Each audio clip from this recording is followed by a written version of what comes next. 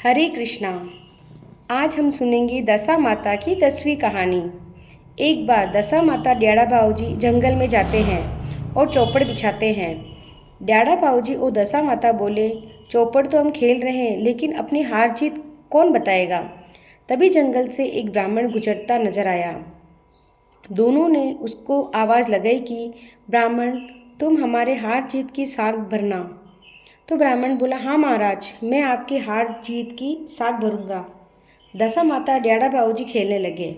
ड्याड़ा बाबूजी, इनकी जीत बताऊंगा तो मुझे केवल भस्मी मिलेगी, और अगर माता जी की जीत बताऊंगा तो मुझे कुछ ना कुछ तो मिलेगा। तो ब्राह्मण ने झूठी साख भर दी कि आप दोनों में माता जी जीती है। तो ड्याड़ा बाबूजी ने कहा, हे ब्राह्मण, ध्यान से बोल रहा है क्या, कहीं चूक तो नहीं हुई। ब्राह्मण बोला, नहीं महाराज, मेरे से कोई चूक नहीं हुई है।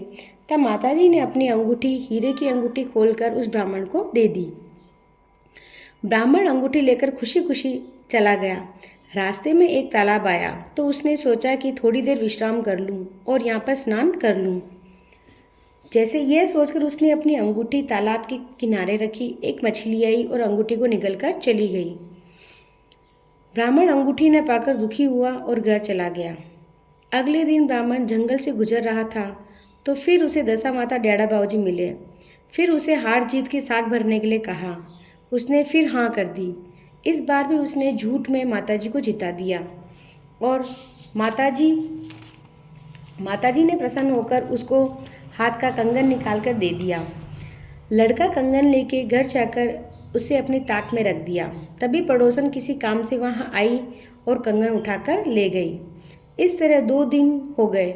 वह रोजाना झूठी साख भरता, जो माताजी उसे कुछ न कुछ देती वो सब गायब हो जाता। इधर उसकी पत्नी भी उसे कहने लगी कि आजकल क्या करते हो, पहले तो कुछ ना कुछ तो भीख मांग कर लाते थे भिक्षा में, मगर आज तो कुछ भी नहीं लाते हो।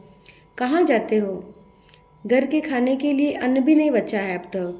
वह अपनी पत्नी को सारी बात बताता है कि मैं जंगल से गुजर रहा होता हूँ तो रास्ते में मुझे दशा माता और ड्याड़ा बाबूजी मिलते हैं। दोनों मुझे अपनी हार जीत की साख भरवाते हैं, परंतु मैं रोजाना झूठ बोलकर माताजी को जिता देता हूँ और पिताजी की हार बताता हूँ। तब उसकी पत्नी समझ गई और कहने लगी कि आज से पिताजी को जितवाना। तब वह ब्राह्मण रवाना हुआ और उसने वैसा ही किया जैसा कि उसकी पत्नी ने उसे करने के लिए कहा।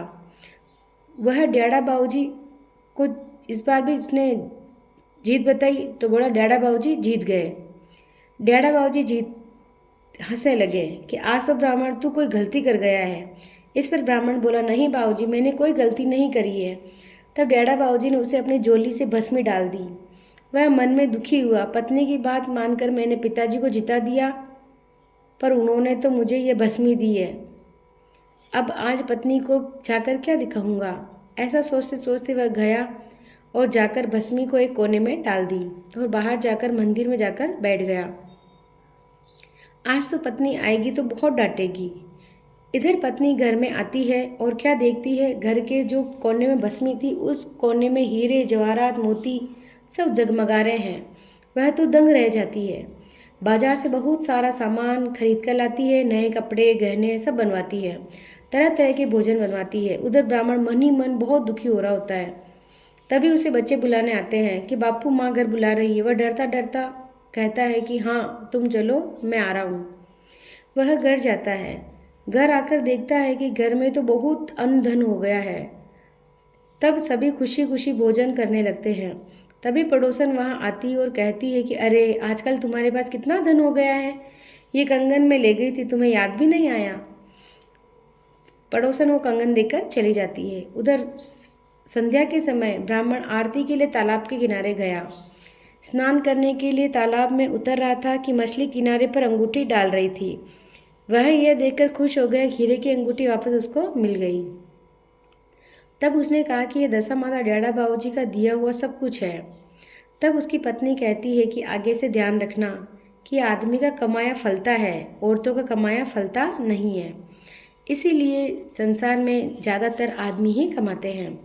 दशा माता ड्याड़ा बाबूजी जैसा उस ब्राह्मण को फल दिया वैसा सबको देना। ये थी दशा माता के दिनों में सुनी जाने वाली 10 कहानियाँ।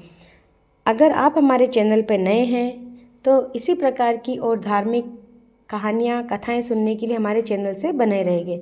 अभी तक आपने हमारे चैनल को सब्सक्राइब नहीं किया है तो चैनल को सब्सक्राइब कीजिएगा।